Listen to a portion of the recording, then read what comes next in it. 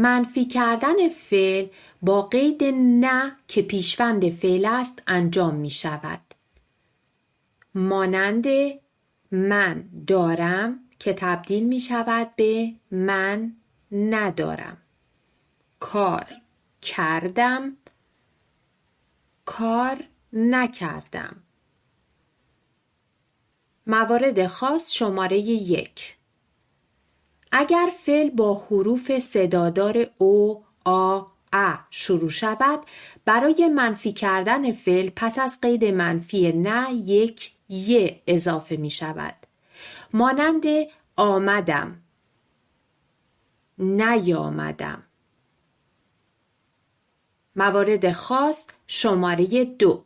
در فارسی ایرانی نه قبل از پیشوند می در زمان گذشته استمراری به نه تبدیل می شود.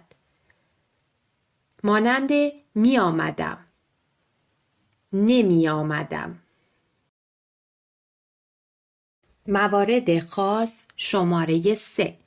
سومین مورد مربوط به زمان حال ساده فعل بودن است که در مورد این فعل می توانید به ویدیو بالا مراجعه کنید.